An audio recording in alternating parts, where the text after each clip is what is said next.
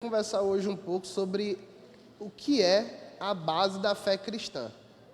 A gente vive no tempo onde muitas pessoas, elas se dizem cristãs, elas vão para a igreja, elas até têm um relacionamento com Jesus, mas, ao mesmo tempo, elas não entendem muito bem o que é a fé cristã.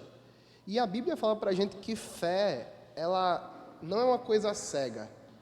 As pessoas normalmente acham que fé é uma coisa onde você não tem certeza, é uma coisa que você pode fazer de qualquer jeito. Mas hoje a gente vai entender que a Bíblia fala sobre fé e a Bíblia ela dá bases para a nossa fé, né? Então, o que eu quero fazer hoje com vocês não vai ser uma pregação aqui, então fiquem à vontade. Se vocês quiserem falar alguma coisa, fazer alguma pergunta, a ideia é que nós vamos hoje olhar para a palavra de Deus e entender o que é que Deus fala para a gente sobre fé. E eu vou pedir ajuda para o pessoal lá da mídia, que eu estou meio sem controle aqui. Vocês podem passar aí o slide, por favor? O versículo que a gente vai começar hoje está lá em Colossenses capítulo 2, versículos 6 e 7. Ele já foi lido aqui essa manhã. E o texto de Paulo, ele diz assim: portanto, assim como vocês receberam Cristo Jesus, o Senhor, continuem a viver nele, estando enraizados e edificados nele, confirmados na fé, como foi ensinado a vocês, crescendo em ação de graças. O que eu acho legal desse versículo é que Paulo aqui, ele sempre traz para a gente uma ideia de que você foi salvo, mas a sua fé, a sua vida de fé, ela não acaba ali. Muito pelo contrário. O que Paulo mostra para a gente é que quando você se converte, quando você recebe a Cristo, a sua vida de verdade vai começar. Então, ele fala para a gente que nós devemos estar enraizados e edificados. E como o pastor Paulo estava falando aqui antes, vocês têm, eu tenho também, esse dever de buscar crescer na fé. Agora, como que eu vou crescer numa fé se eu não sei no que eu creio? Como que eu vou crescer no relacionamento com Deus se eu não o conheço, se eu não entendo as bases do que está aqui? E é isso que a gente vai buscar entender hoje. A gente vai passar por alguns pontos muito importantes, até porque se fosse para falar desse assunto, a gente poderia passar dias e dias falando sobre isso, a gente nunca ia esgotar, porque a palavra de Deus ela é riquíssima. Mas o que a gente vai tentar fazer hoje é entender alguns dos principais pontos que a nossa fé trata. A gente precisa entender alguns elementos básicos sobre a nossa fé. Quem é Deus? Quem é você? Quem é Jesus? O que é pecado? O que é a salvação? O que acontece depois da salvação? E a gente vai falar também sobre a esperança da nossa fé. E eu espero que, depois desse momento aqui, vocês possam sair mais edificados no Senhor. Assim como eu fui edificado ao preparar esse workshop, que a palavra do Senhor possa falar aos nossos corações. Amém? E pode passar aqui, por favor? E tem dois versículos, quando a gente fala de fé, que eu gosto muito. Eu queria que você abrisse comigo em 1 Coríntios capítulo 15. 1 Coríntios 15, versículos de 1 a 4. E o pastor Paulo explicou um pouco de como era a igreja de Corinto, né? E realmente era uma igreja muito, mas muito problemática. Era uma igreja onde você estava tendo problemas entre irmãos, você tinha problemas morais, você tinha problemas espirituais, você tinha problemas éticos. A igreja, ela estava repleta de problemas. E Paulo, ele passa o tempo inteiro aqui na carta sempre buscando resolver problemas, explicar para eles o que é que estava errado. Mas no capítulo 15, Paulo ele muda um pouco a maneira como ele está tratando com a igreja. No capítulo 15, Paulo ele oferece uma justificativa para a fé.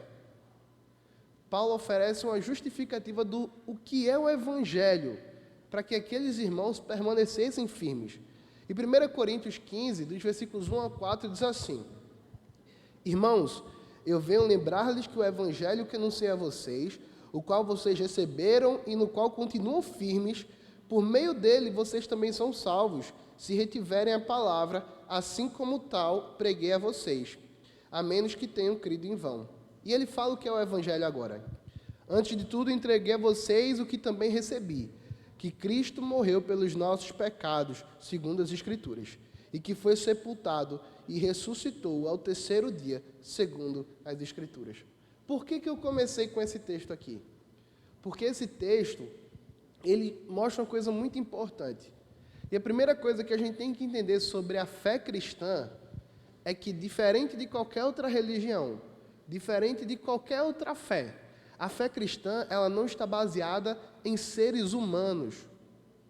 Se você vai olhar para as outras religiões, todas elas, em algum momento, levantam o fato de que o ser humano ele precisa fazer alguma coisa para alcançar um tipo de salvação. Ou elas simplesmente confiam em homens bons. Mas Paulo aqui apresenta o Evangelho de uma maneira muito diferente. Ele fala que a nossa fé ela está baseada em Jesus, na vida dele, na obra dele e, acima de tudo, na morte e na ressurreição de Jesus. A fé cristã, ela não é como as outras fés que a gente tem por aí. A fé cristã, ela está baseada unicamente em Cristo.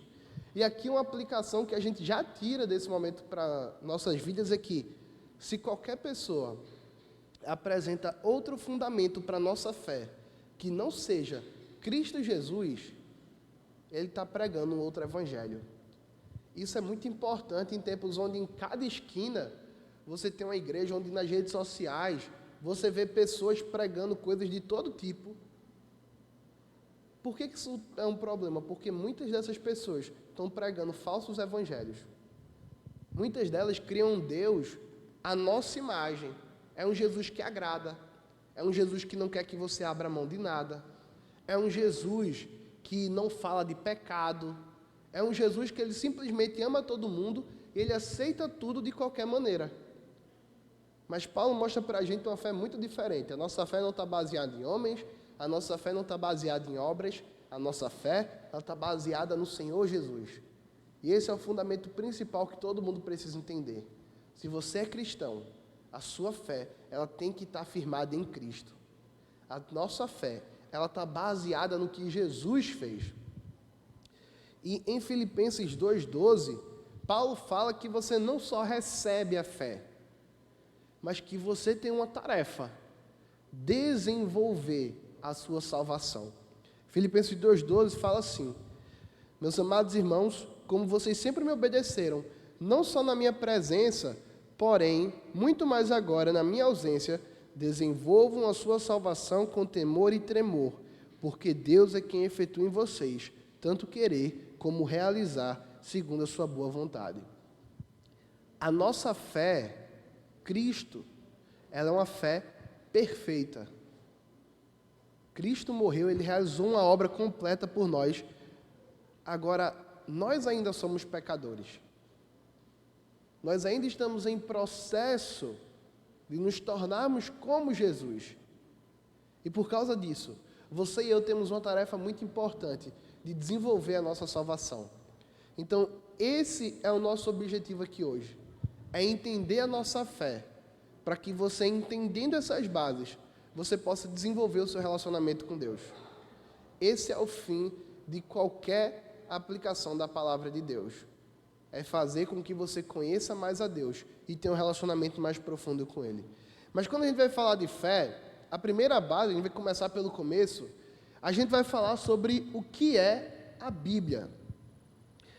2 Timóteo 3, 16 e 17, Paulo está falando para Timóteo, e Paulo fala que toda a Escritura ela é inspirada por Deus e útil para o ensino, para a repreensão, para a correção na justiça, para que o homem de Deus seja perfeito e perfeitamente habilitado para toda boa obra. Se a gente vai falar de fé, a gente precisa falar disso aqui. A Bíblia não é um acessório, a Bíblia não é um livro de homem simplesmente. A Bíblia, ela é a palavra de Deus. É como Deus escolheu se revelar para nós. A Bíblia, ela é autoridade na nossa vida. E a Bíblia, ela é a verdade. E por que a gente precisa entender primeiro isso? Porque a nossa fé está baseada na revelação de Deus. Se a gente não entende que a Bíblia ela é a palavra de Deus, que a Bíblia ela é a verdade, que a Bíblia ela é a autoridade nas nossas vidas, a gente vai começar a duvidar do que está aqui. Porque pensa comigo, se a Bíblia não é a palavra de Deus, se a Bíblia é só um livro de homens, seguir o que está aqui é opcional. Mas não somente isso. Se a Bíblia é simplesmente um livro de homens, o que está aqui pode não ser verdade, porque nós somos pecadores, todos os homens são pecadores. Mas o que a Bíblia revela para a gente, o que Deus fala para a gente é que toda a Escritura, de Gênesis a Apocalipse, é palavra de Deus. E isso é importante porque a nossa fé está baseada no que está aqui. Se a gente duvida das Escrituras, se a gente duvida da palavra de Deus, a gente vai duvidar de todo o restante da nossa fé. Isso aqui pode parecer até um pouco óbvio, mas a gente vive no tempo onde as pessoas, elas falam, ah não, para que ouvir a Bíblia? A Bíblia foi um livro escrito milênios atrás. É um livro desatualizado. É um livro que não atende mais às demandas que o mundo tem hoje. Ah, mas, Neto, a gente não pode chamar de pecado, que a Bíblia chama de pecado, porque assim, é um livro muito antigo, né? Não foi escrito para o nosso tempo. Mas não. Deus revelou. Ele se revelou na sua palavra. E a Bíblia, ela é perfeita, ela é autoridade, ela é a verdade. Ontem, hoje, e ela vai continuar sendo essa verdade amanhã. Então você precisa entender que a Bíblia tem um papel muito importante na nossa vida com Deus. Até porque é por meio da Bíblia que nós ouvimos a voz de Deus. Deus se revelou ao longo da história de diversas maneiras. E a sua palavra foi uma coisa que sempre esteve presente. Muitas pessoas às vezes questionam, ah, mas eu não ouço a voz de Deus. Ah, mas eu não escuto Deus. E eu recebi uma pessoa assim uma vez, eu perguntei, você lê a Bíblia? Ele fala, às vezes eu leio. Eu perguntei para essa pessoa, como que você espera ouvir a voz de Deus se você não busca? A Bíblia é a revelação perfeita de Deus. E a gente precisa dela para continuar crescendo, para que nós possamos ser edificados. Como Jesus falou, as Escrituras elas são como o nosso pão, como alimento. Você não consegue passar um dia inteiro sem comer absolutamente nada. Você vai ficar fraco. Você vai ter dificuldade de fazer o que você faz no seu dia a dia. A mesma coisa é com a nossa vida espiritual. Se você não se relaciona com Deus, se você não busca se alimentar da palavra, você vai estar fraco. Então a primeira coisa que a gente precisa entender é que a Bíblia ela é a nossa autoridade máxima. A Bíblia é a palavra de Deus. E tudo que a gente vai ler aqui é a verdade. Não é uma questão de, talvez seja a verdade. Não. O que está escrito aqui é a verdade de Deus. Isso é importante porque eu vou falar de algumas coisas aqui hoje que podem ser difíceis de engolir. Quando a gente olha para a palavra de Deus, para buscar entender, por exemplo, quem nós somos, a gente não encontra uma imagem muito bonitinha. A gente não encontra algo que agrada a muitos ouvidos. Mas eu preciso me apegar a isso. Por quê? A Bíblia é a verdade. A Bíblia é a palavra de Deus. E uma vez que a gente entendeu que a Bíblia é a palavra de Deus, a gente vai entender também agora, segundo a Bíblia, o que é o Evangelho. O que é esse Evangelho que nos salva? E como a gente já falou aqui, acabei de falar, o Evangelho é o que nos salva.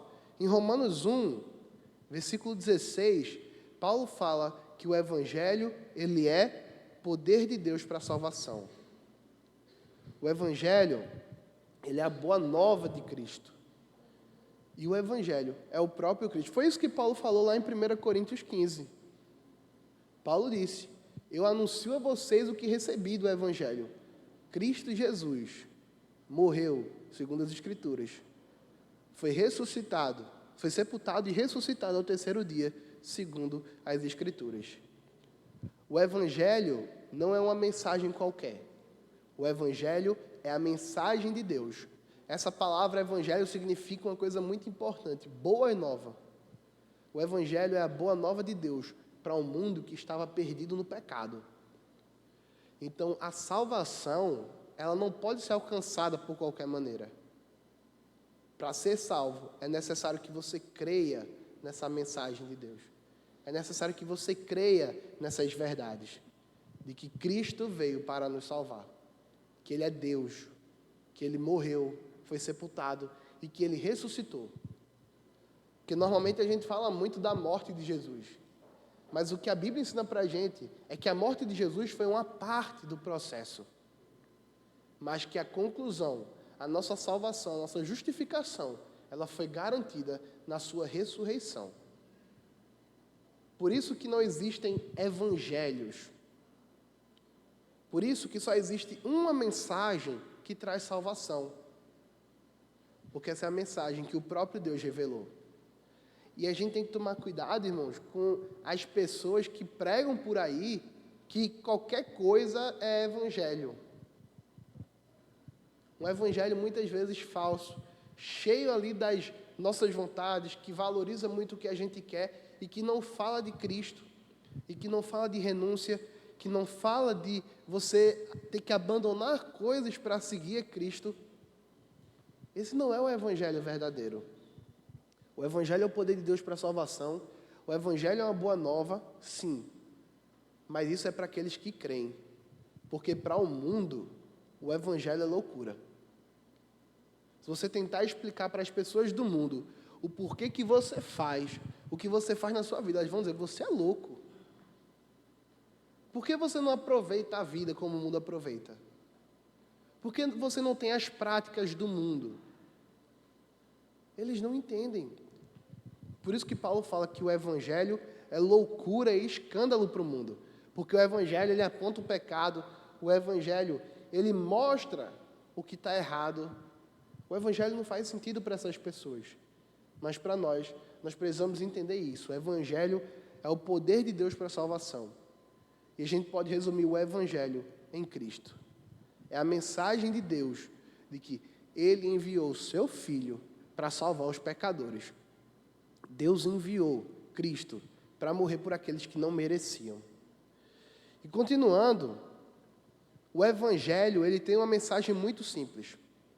O evangelho, ele fala de pecado, ele fala de redenção, e o evangelho, ele traz esperança. E a partir disso, agora, a gente já viu que a Bíblia, a gente já entendeu o que é o evangelho, e a gente vai entrar agora nas bases da nossa fé. Isso é o que dentro da teologia a gente chamaria de teologia sistemática. Mas é o que a Bíblia apresenta para a gente, são verdades. Agora a gente vai tentar entender o que é pecado, quem somos nós, quem é Cristo, o que é salvação, o que é santificação, e como que a gente pode cultivar um relacionamento mais profundo também com Deus. Então, agora a gente vai ver o que é o pecado. O pecado, lá em 1 João, capítulo 3, eu estou passando um pouco por cima dos textos por causa da nossa hora, para não me delongar muito, mas eu recomendo que depois você anote aí, você procure ler esses textos. A palavra de Deus, ela é riquíssima. E quando a gente lê e vê aquilo ali, aquilo fala aos nossos corações. Mas 1 João, capítulo 3, João fala que o pecado é a transgressão da lei. Que lei? A lei de Deus. A lei de Deus. E essa lei está resumida nos 10 mandamentos. E toda vez que a gente peca, a gente está quebrando a lei de Deus. A gente está transgredindo essa lei. E todo mundo já quebrou essa lei. Todo mundo, sem exceção. Muitas vezes o mundo acha que pecado de verdade é você matar, é você roubar, é você fazer essas coisas muito escandalosas, muito grandes. Mas coisas simples e menores também são pecados. Como, por exemplo, fofoca. Fofoca é pecado. A Bíblia fala disso. Mentir é pecado. Dar falso testemunho é pecado. Você ser corrupto em pequenas coisas da vida, isso também é pecado. Todo mundo já pecou. Não tem ninguém nesse mundo que possa dizer, ah não, eu nunca pequei. A única pessoa que nunca pecou foi Cristo. E Ele foi morto. E o pecado, ele é você errar o alvo. A palavra que a gente traduz como pecado, lá no grego, ela tem esse significado. é de alguém que está tentando acertar um alvo, mas erra. O pecado, ele é uma ofensa contra Deus. Por que o pecado é uma ofensa contra Deus? Porque Deus é santo, Deus é bom, Deus é perfeito.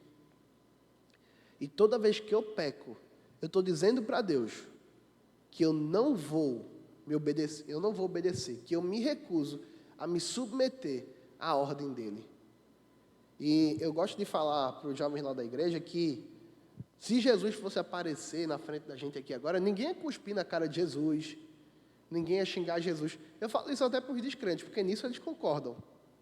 Porque para todo mundo Jesus é um homem bom. Não importa quem você está falando. Você está falando com um muçulmano, você pergunta, quem é Jesus? Ah, Jesus era um homem muito bom. Foi um profeta, era um homem muito bom. Qualquer pessoa, você pergunta, quem é Jesus? O povo fala, Jesus era um homem bom. E se Jesus aparecesse na frente das pessoas, dificilmente eu acho que elas cuspiriam na cara dele. Ou fariam algo desse tipo. Mas toda vez que a gente peca, a gente está ofendendo a Deus. Toda vez que a gente peca, a gente está olhando para Deus e a gente está dizendo a Ele, eu me recuso a obedecer. Eu acho que a minha ideia é melhor, o meu plano é melhor e eu não vou fazer o que o Senhor está mandando. E é por causa de uma ofensa como essa, por causa de um pecado, que toda a humanidade foi condenada. E essa é a última questão sobre o pecado. O pecado, ele traz condenação. O pecado, ele traz um salário, e ninguém consegue evitar isso. O salário do pecado é a condenação. E por causa disso, todos nós fomos condenados. Por causa do pecado, todos os seres humanos estão condenados a uma eternidade longe de Deus. Eu nasci assim, você nasceu assim, todo mundo está nessa situação, a menos que eles tenham um encontro com Cristo. Então o pecado, ele é um problema, e o pecado, ele quebra aquilo que Deus criou. O pecado não é simplesmente algo que a gente faz de errado, não. O pecado, ele está dentro de cada um de nós. Eu sou pecador, e você também é. E a Bíblia fala isso para a gente. A Bíblia fala lá em Romanos 3, capítulo 23, que todos pecamos, estamos separados da glória de Deus. Romanos 6 fala que o salário desse pecado é a morte, é a condenação. Nós estamos longe dele e por causa disso, a gente não pode ter um relacionamento correto com Deus. Porque pense comigo, um justo juiz poderia andar sempre junto de um criminoso? O que é que você pensaria desse juiz? Se ele fosse bom, fosse justo, mas o círculo de amizade deles é um círculo de criminosos. Você acharia que aquele juiz é justo? Você acharia que ele faz o que é certo? É o que a minha avó dizia, diga-me com quem tu andas, que eu direi que tu és. Quem anda com esse tipo de gente... Ah, irmãos, perdão, se eu der umas travadas aqui é porque eu estou me recuperando ainda de uma virose. Quase que eu não vinha, mas graças a Deus estou melhor, estou aqui, tá? Mas, como eu estava falando, você desconfiaria desse juiz. E Deus, como juiz perfeito, como único que é bom de verdade, ele não pode andar com pecado. Ele não pode ter um relacionamento com o pecador. Então, o pecado é aquilo que separa o ser humano de Deus. O pecado é aquilo que me mantém longe. O pecado é aquilo que me afasta do Senhor. E a única solução para o pecado é a morte. Na nossa lei, a punição de um crime, ela é medida de acordo com a dignidade de quem sofreu. Então, por exemplo, se você der um soco em mim, mesmo que eu vá na delegacia, faça um BO tudinho, provavelmente vai ficar por isso mesmo. Mas se você der um soco no presidente da República, são outros 500. A consequência é muito diferente. Por quê? Segundo a nossa lei, ele tem uma dignidade muito maior do que a minha. Eu sou uma pessoa normal, ele é um representante máximo da nação. Agora pense comigo, qual deveria ser o tamanho da punição para aqueles que cometem um crime contra um Deus que é infinito?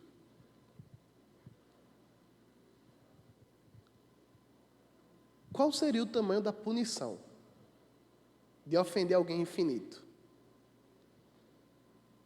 Tinha que ser eterna. Por isso que Deus fala que a condenação, ela é eterna. O inferno vai ser para sempre. E todo mundo merecia, tinha que ser para sempre, por quê? Porque Deus é infinito. Não dá para chegar ali e eu simplesmente pagar essa ofensa. E o pecado é o motivo disso. A gente pecou contra Deus. E por causa do pecado contra Deus, a nossa vida que foi quebrada. O pecado, ele desfaz, ele quebra aquilo que Deus construiu. A gente vai ver daqui a pouco quem você é, segundo a Bíblia. Mas mesmo a gente sabendo quem nós somos, você vai falar com as pessoas hoje, você vê pessoas com crise. Elas não sabem quem são, não sabem o que fazem, não sabem para onde vão. Por quê? Porque o pecado, ele quebra tudo isso. E agora a gente vai buscar entender quem que é o ser humano, de acordo com a Bíblia. Abre a sua Bíblia comigo em Gênesis 1, 26 e 27.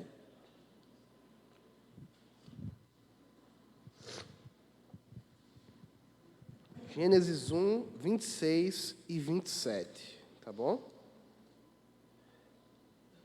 Eu queria pedir algum voluntário corajoso, alguém que pudesse ler esse texto para a gente.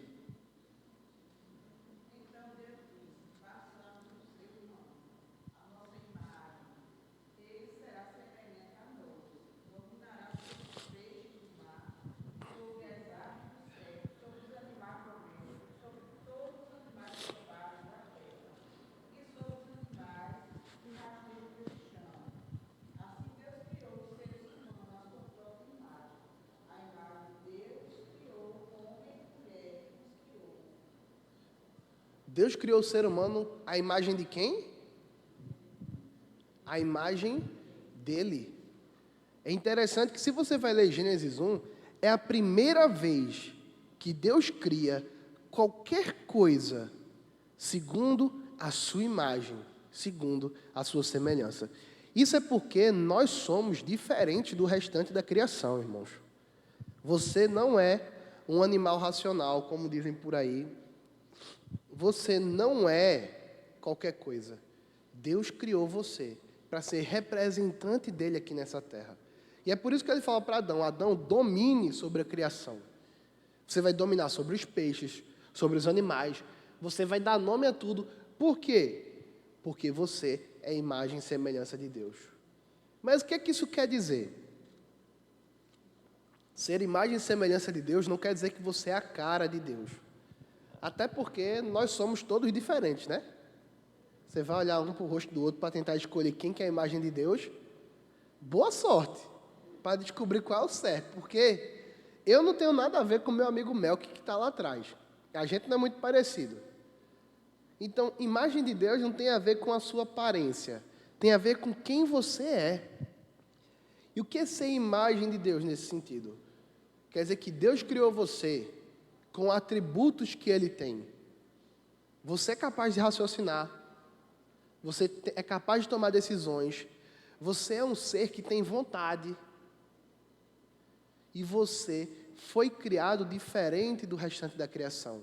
O ser humano, ele tem um senso de missão. Já parou para pensar isso? Que todo mundo quer descobrir. Todo mundo tem essa vontade de encontrar um propósito na vida. Um propósito onde você se encaixa e diga: esse aqui é o meu propósito e pronto. Agora eu vou viver de acordo com isso. Eu sou professor numa escola e eu tenho muitos alunos que eles entram em crise porque eles falam: teacher, eu não sei o que é que eu vou ser. Eu estou chegando aqui no final do ensino médio, eu não sei para onde eu vou, não sei o que eu vou fazer, não sei como é que vai ser a minha vida. Por quê? O ser humano tem um senso de missão. Um senso de que tem algo que eu tenho que fazer e que eu preciso fazer. E Deus criou tudo isso perfeito. Mas o pecado distorce a gente. E aí, de imagem e semelhança de Deus, de adorador, de filho de Deus, nós nos tornamos o quê? Pecadores. Inimigos de Deus. O pecador, ele está em guerra contra Deus. E é por isso que o mundo está como está hoje. A gente olha a maldade no mundo, liga o jornal um pouquinho para você ver. É assassinato, é corrupção, é roubo. São coisas que a gente olha, meu Deus do céu, o que é que está acontecendo com esse mundo? O que é que está acontecendo aqui? São seres humanos, pecadores, tentando desfazer aquilo que Deus criou. Querendo criar um mundo que é a imagem e semelhança deles e não de Deus. E é por isso que o evangelho é perseguido. As pessoas tentam abafar a verdade a qualquer custo. Hoje em dia, por exemplo, é proibido você ir numa escola. Antigamente era proibido você ir lá e fazer um apelo para perguntar se as crianças queriam aceitar Jesus. Hoje em dia, nas escolas públicas do Brasil, você pode arrumar um problema se você for na escola, fizer uma programação e terminar essa programação orando pelas crianças. Por quê? O mundo tenta esconder a verdade de Deus. O pecador está numa guerra contra Deus. E mais uma vez eu peço para você lembrar que Deus é infinito. Quem que vai ganhar essa luta? Eu, que sou um ser humano, que estou aqui por um pedacinho de tempo, eu que perderia uma luta para outro ser humano? Será que eu vou ganhar uma guerra contra Deus? Eu não tenho como fazer isso. Então, quem é você? Você é a imagem e semelhança de Deus. Você foi criado por Ele para ser adorador. E é por isso que a gente tem tantas religiões. As pessoas têm um senso de que elas precisam adorar a Deus. Em Romanos 1, Paulo fala isso. Ele fala que Deus criou o ser humano, mas por causa do pecado a gente começou a trocar a justiça de Deus pela injustiça. A gente começou a trocar as verdades de Deus pela mentira. E qual que é o resultado? Paulo fala que nós começamos a adorar as coisas criadas. A gente começou a adorar a criação. Homens, coisas, animais. E daí você tem diversas religiões que surgem por quê? O ser humano é adorador, por natureza. Mas qual que é o problema? O ser humano está quebrado.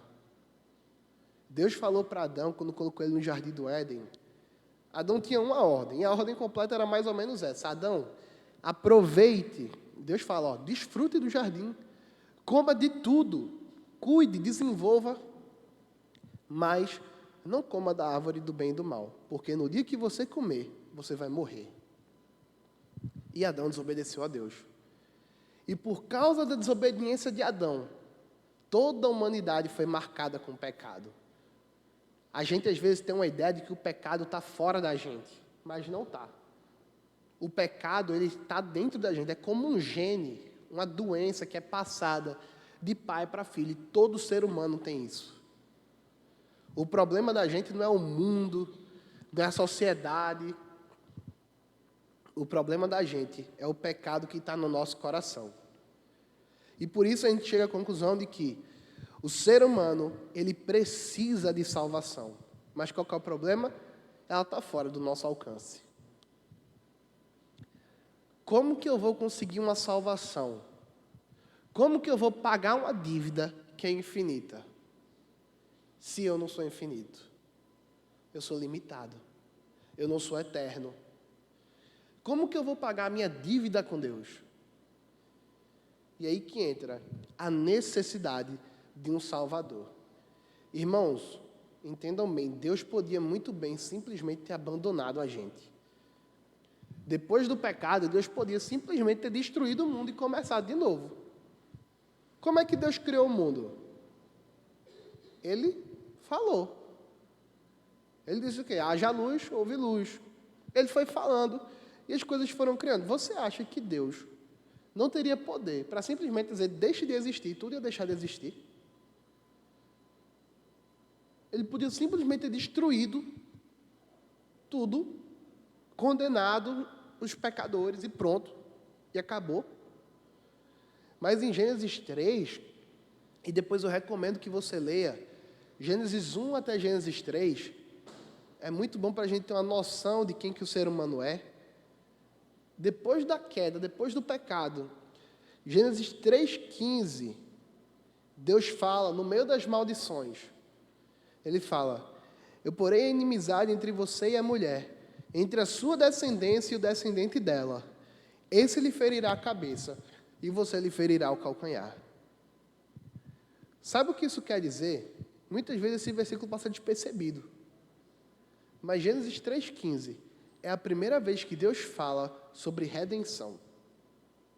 Porque o que Ele está dizendo aqui, para a serpente, que era o diabo ali, é que um dia haveria um descendente da mulher que ia esmagar a cabeça dela, que ia acabar com o poder dela. E por causa disso, a gente precisa entender quem é Cristo. Quem é Cristo? E ainda mais hoje em dia, onde todo mundo fala que é amigo de Deus. Virou moda hoje em dia você ser cristão. O que eu mais vejo é o pessoal chegando lá, meus alunos chegam na escola: não, Tite, eu sou cristão, sim. Como assim você está dizendo que eu posso não ser cristão? As pessoas hoje em dia, elas acham que ser cristão é simplesmente você dizer, é simplesmente você estar na igreja. Mas a gente vai ler agora alguns textos que mostram uma coisa diferente. A gente vai tentar entender quem é Cristo. Porque se você ainda não entendeu direito quem é Cristo, há uma probabilidade muito grande de que você esteja criando um outro Cristo de acordo com a sua imagem. E aí é de onde vem essa ideia hoje de que Jesus é só amor. Ah, vem para cá, Jesus te aceita do jeitinho que você está, não muda não. Deus entende como é a sua vida. Esse não é Jesus. E mais uma vez, onde é que está a resposta disso? Na Bíblia. A Bíblia já mostrou para a gente quem nós somos. E agora ela mostra quem Cristo é. Em Mateus, capítulo 16... Mateus 16, Jesus perguntou para os discípulos, é um texto bem conhecido, ele perguntou para os discípulos: quem que as multidões falam que eu sou? Quem que as pessoas acham que eu sou? E os discípulos falam: eles falam que o senhor é Elias, outros dizem que você é João Batista, ou que é algum dos profetas que voltou à vida aqui e está fazendo ministério. Mas Jesus olha para eles e fala: mas vocês, quem vocês dizem que eu sou? E aí a gente tem um dos versículos mais conhecidos da Bíblia, a confissão de Pedro. Ele fala: tu és o Cristo, o Filho do Deus vivo. Jesus não era simplesmente um homem comum. Jesus não era simplesmente um mestre, um professor, um homem bom. Jesus, ele é o próprio Deus que se torna homem para salvar o pecador. Então, quem é Jesus? Ele é Deus homem. E a gente vai entender depois o porquê esse fato dele ser Deus e ser homem é tão importante. Ele é o Criador de todas as coisas e ele é o nosso Salvador. Mas vamos por parte. Por que Jesus tinha que ser Deus e homem? Hebreus fala que nós precisávamos de um sacerdote, de um representante.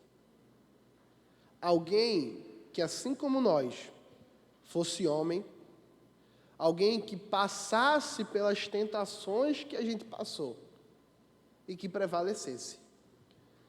E por que a gente precisava que Jesus fosse Deus? Porque nenhum homem poderia passar por isso aqui. Nenhum homem poderia pagar o preço do pecado de maneira perfeita. Lembra que a gente falou que Deus é infinito? Para satisfazer a justiça infinita de Deus, eu precisava de um sacrifício à altura. E homens comuns não conseguiriam resolver o problema. Por isso que, olhando para a gente, Deus é quem escolhe resolver o problema. Deus, ele olhou para mim e para você, ao invés de simplesmente largar a gente, ele viu: a salvação está fora do alcance deles. Eles não vão conseguir sozinhos. E é por isso que ele toma a frente, ele dá o primeiro passo, ele escolhe enviar o próprio filho dele para morrer no nosso lugar. Se o problema da gente era não ter uma oferta perfeita por causa do pecado, Deus providenciou isso. Ele mandou Jesus, o único filho dele, para que todo aquele que nele crê não pereça, mas tenha vida eterna. Por causa de Jesus, que é Deus, que é homem, e ele é criador, porque Paulo fala lá em Colossenses 1, que todas as coisas foram criadas por meio de Cristo. Tudo foi criado por ele, e não só que tudo foi criado, ele fala também que tudo é sustentado por causa de Cristo. E a ideia aqui não é que Deus está com a mão embaixo da criação, e que se ele tirar a mão, tudo vai cair. Essa palavra que Paulo diz lá em Colossenses 1, de sustentar a criação, é que as coisas só continuam funcionando porque Cristo as mantém no seu lugar. As coisas só continuam, o mundo só continua do jeito que Deus criou, porque Ele é quem está sustentando. E além de Deus, Criador, Ele é o nosso Salvador. Ele é aquele que foi prometido lá no Antigo Testamento. Havia-se essa esperança de que alguém viria. E Cristo, não sei se você sabe, mas Cristo não é o nome de Jesus. Não é o sobrenome dele. Cristo é um título. Era esperado um Cristo, aquele que viria para ser libertador do povo. E Jesus vem. Só que enquanto os judeus, lá em Israel, achavam que ia vir um Messias guerreiro, um cara com exército, cavalos, espadas, lanças, para acabar com o Império Romano, que tinha dominado eles naquele período, Jesus vem com uma ideia muito diferente. Jesus vem para resolver o problema do ser humano com o pecado. E, meus irmãos, esse é o maior problema que você tinha. O maior problema da sua vida não é a sua condição financeira, não é a sua saúde, não são os problemas que a gente tem na família. O maior problema do ser humano é o pecado. E Jesus vem para resolver isso. Então, Cristo não é qualquer pessoa. Cristo é o próprio Deus que se fez homem por causa de você. Ele sofreu o castigo que nós merecíamos. Ele tomou, eu gosto muito de um texto que está em Isaías 53, que fala que ele tomou o cálice da ira de Deus, até a última gota, para que você pudesse agora ter vida. Então, quem é Cristo? Cristo é mais do que um homem bom. Ele é o próprio Deus. Não se enganem. A gente precisa entender isso. Ele é a base da nossa fé. E se Cristo é a base da nossa fé, e eu tenho uma visão diferente dele, da que foi revelada aqui na Bíblia, você tem fé em alguma outra coisa, mas não em Cristo. A gente não pode criar um Jesus à nossa imagem. A gente não pode criar um Jesus que é só o cara bonzinho, que eu vou lá à noite, eu oro em nome de Jesus, pedindo para que Deus melhore meu salário, que Deus me dê isso, me dê aquilo. Eu só peço e Ele só faz. Não. Deus não é um garçom. Ele não é um office boy que vai lá entregar as coisas para você. Ele é muito mais do que isso. E a gente precisa entender quem Ele é. Porque por causa de quem Cristo é, a gente pode entender quem você é agora. E quem você é agora? Salvo, reconciliado e filho de Deus. Olha comigo Colossenses capítulo 1. Colossenses 1.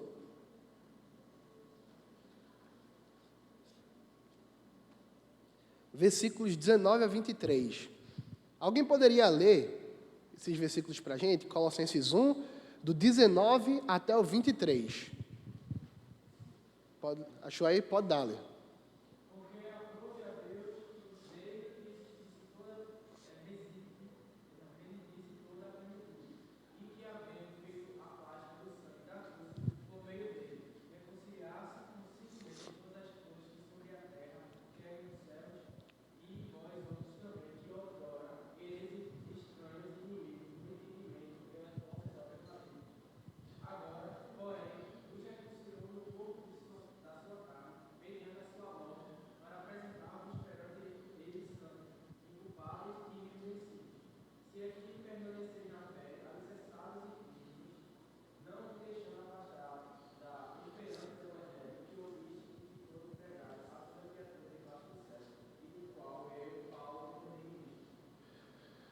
O que é que Paulo está falando nesse texto?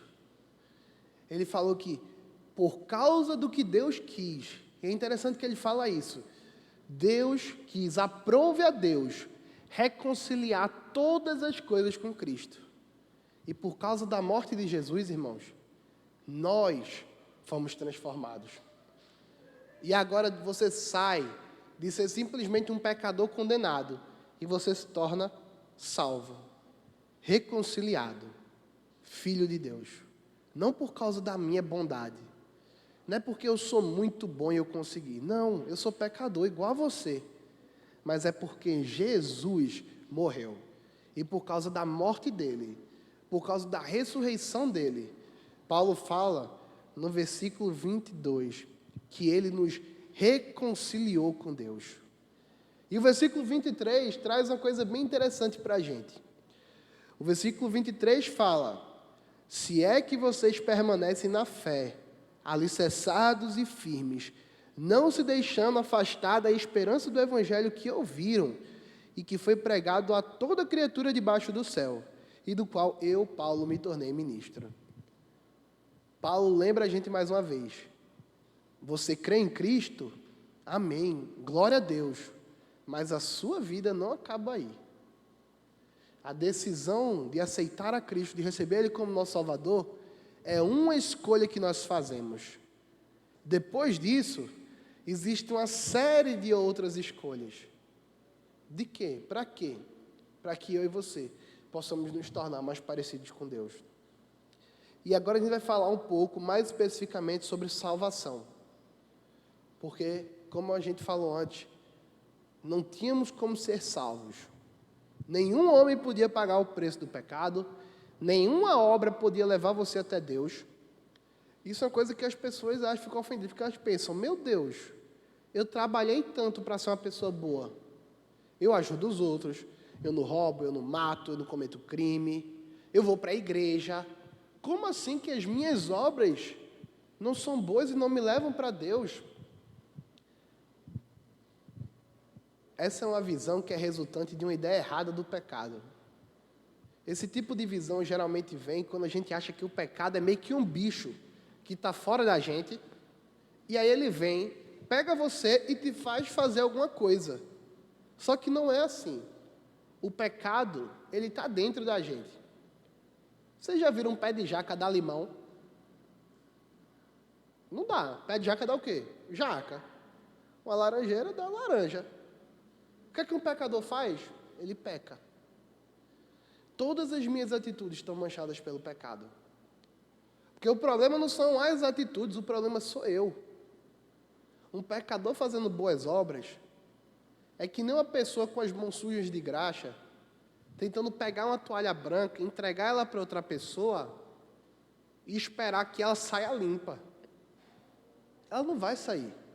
E o problema não é a toalha, o problema são as minhas mãos que estão sujas. E o pecado, ele toca tudo aquilo que a gente faz. Então, a gente não pode ser salvo pelas nossas obras. Nós somos salvos pela graça. E é isso que Paulo fala em Efésios, capítulo 2, versículo 8. Porque pela graça vocês são salvos, mediante a fé. Isso não vem de vocês, é dom de Deus, não de obras, para que ninguém se glorie. Paulo está falando aqui, você está recebendo de graça. E aqui a gente precisa entender uma coisa. Tem duas palavras que a gente ouve muito na vida cristã: graça e misericórdia. E a gente acha às vezes que elas são a mesma coisa. Mas graça e misericórdia são duas coisas diferentes. Misericórdia é uma coisa que eu sempre pedia para o meu pai depois que eu fazia besteira. Dizer: pai, tenha misericórdia, não bota em castigo não. Não me dê aquela pisa não, pai. Mas misericórdia é quando eu deixo de dar a uma pessoa um castigo que ela merece. Graça é quando eu dou para alguém aquilo que ela não merece.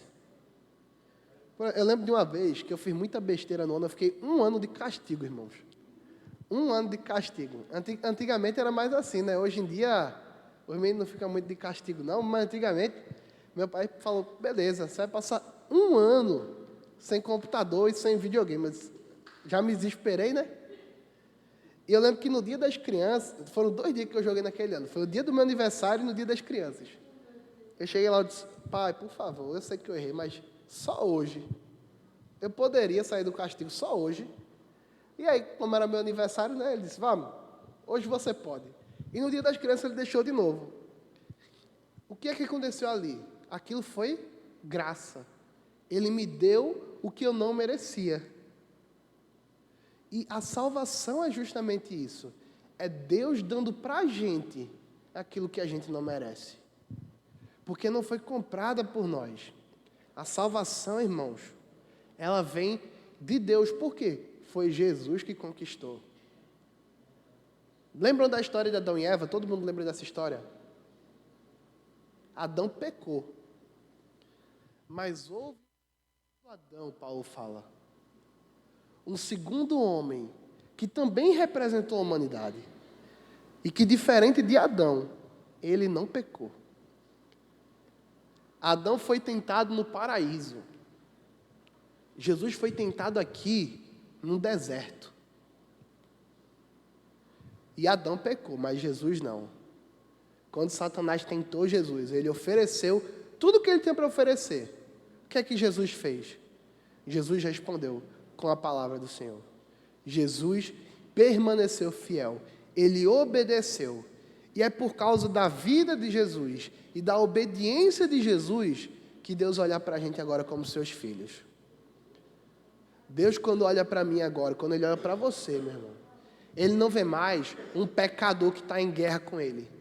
Se você tem a Cristo, Deus olha para você e Ele vê a obediência de Jesus. Ele olha para mim e Ele fala, eu vou castigar aquele pecador miserável do neto lá. Não, Ele olha para mim e fala, ele é pecador. Mas eu não vou condenar ele, porque o meu filho obedeceu no lugar dele. O meu filho cumpriu o que ele não conseguia cumprir. E o meu filho pagou com sangue o preço que ele não podia pagar. A salvação é pela graça.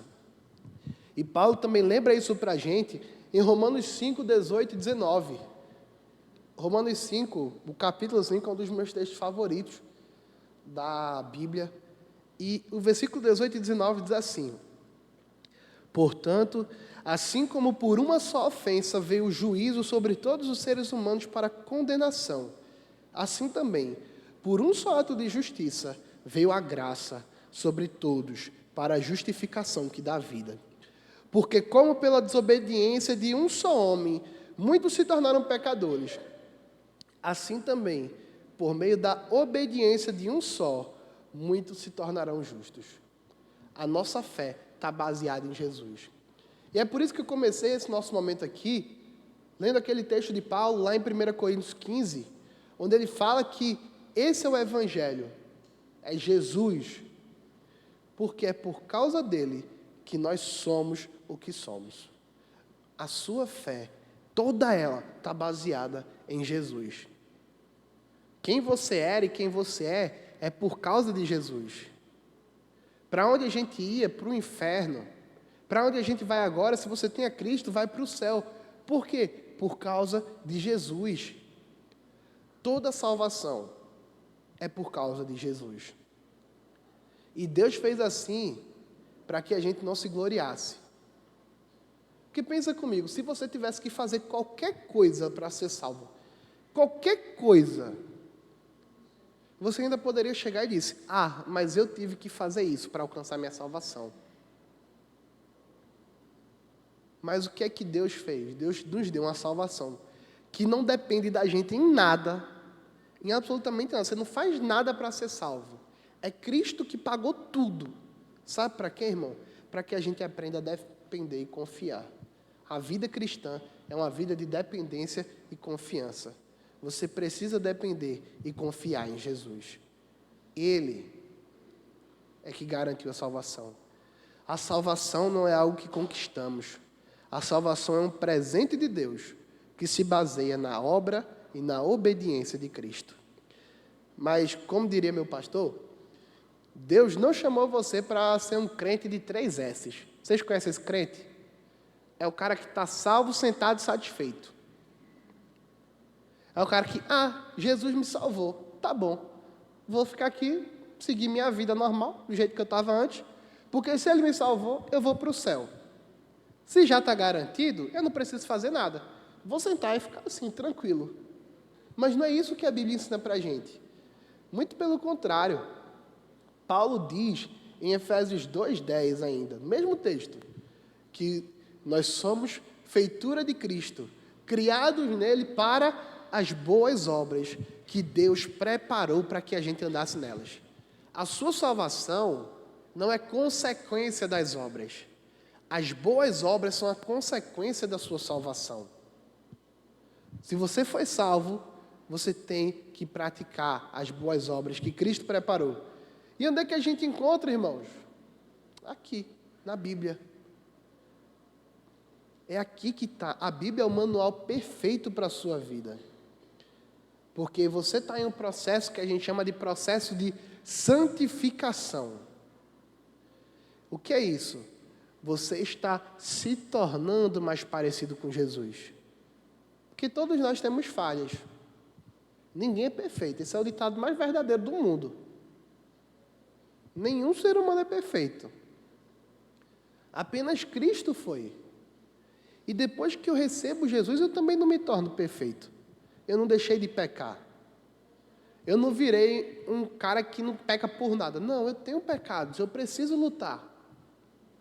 E o que é o processo de santificação? É você se tornando mais parecido com Jesus. Você foi salvo com um propósito, que é andar como Jesus andou. E é isso que Paulo fala em Filipenses 2, 12 e 13. Assim, meus amados irmãos, como vocês sempre obedeceram, não só na minha presença, porém muito mais agora na minha ausência, desenvolvam a sua salvação com temor e tremor, porque é Deus quem efetua em vocês, tanto querer como realizar, segundo sua boa vontade. Você tem uma tarefa. Você é chamado para se edificar na palavra, para ser edificado. E foi isso que o pastor Paulo estava falando antes. Deus te chama para ser edificado. Você tem uma tarefa, isso não acontece do nada. Você não vai ter um relacionamento mais profundo com Deus do nada. Você não vai acordar num dia de manhã, ou você não vai sair daqui hoje simplesmente, estou num relacionamento muito mais profundo com Deus. Você precisa conversar com pessoas para ter um relacionamento com elas. Você precisa ouvir essas pessoas também. É assim com tudo na nossa vida. Mas sabe qual é o problema? É que muitas vezes a gente acha que por algum motivo o relacionamento com Deus vai funcionar de uma maneira diferente. Mas Deus, ele é pessoal. Deus, ele é relacional. Ele se relaciona comigo e com você. E o que é que a gente precisa fazer? Leia a Bíblia e faça a oração. Vocês já ouviram a música da Vitamina BO? Eu não vou cantar agora não, que é para não espantar ninguém. Mas fala, leia a Bíblia e faça a oração, se quiser crescer. E tinha um finalzinho que eu achava bem interessante. Tinha uma tia da EBD lá em Tracunhaém que ela cantava.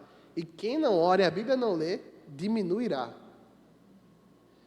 Nosso relacionamento com Deus é aprofundado por meio da palavra. A Bíblia é por onde nós ouvimos a voz de Deus. A oração somos nós falando com Deus. E você precisa desenvolver um relacionamento mais profundo com Ele. E Paulo fala isso para a gente em 1 Timóteo 4, 7 ao 10. Abram comigo, por favor, esse versículo. 1 Timóteo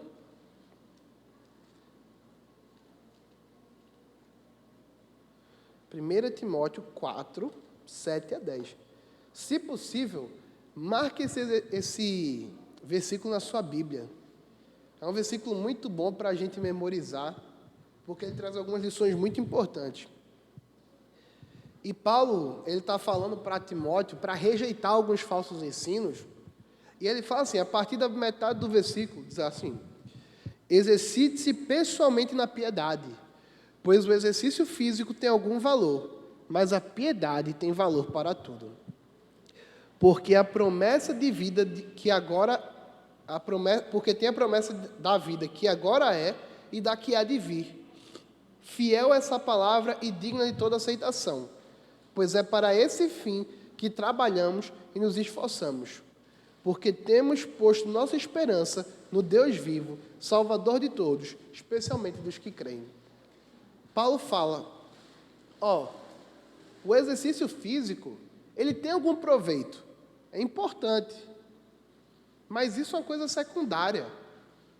Muito mais importante do que cuidar do seu corpo, é cuidar da sua alma.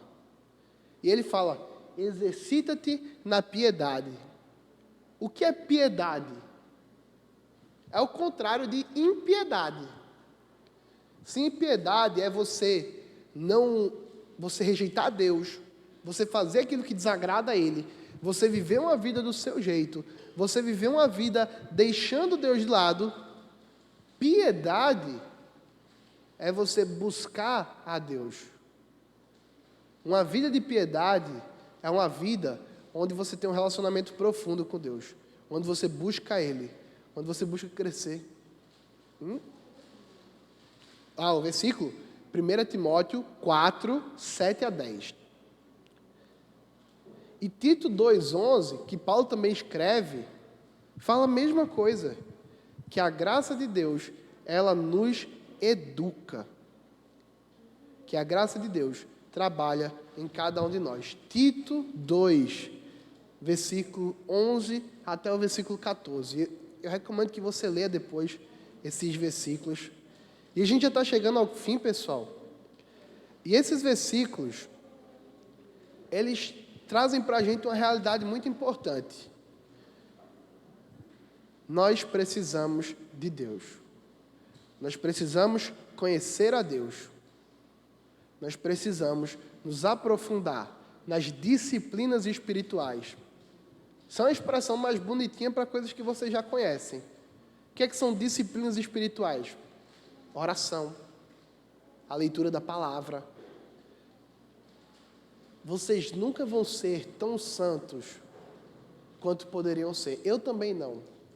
Eu nunca vou ser tão perfeito nessa vida que eu vou dizer, tá bom, eu não preciso mais buscar a Deus, eu não preciso mais buscar a santidade, porque já deu. Não.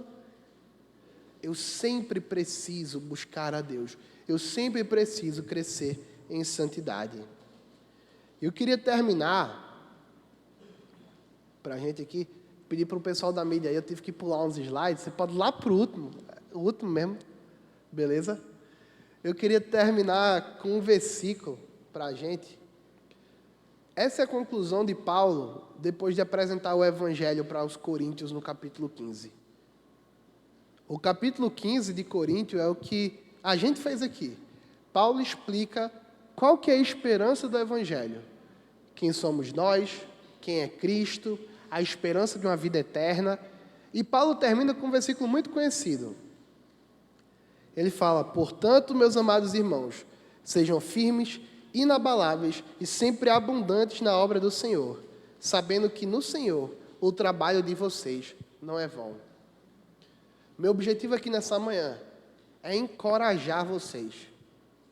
A gente passou aqui 40 minutos, mais ou menos, falando sobre a palavra de Deus.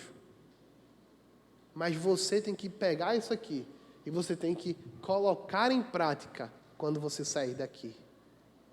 Pegue isso que você ouviu, estude mais, cresça na sua fé, busque conhecer mais a Deus, se aprofunde.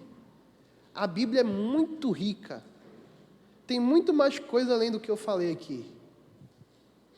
E é nossa tarefa, é nossa função, buscar a Deus.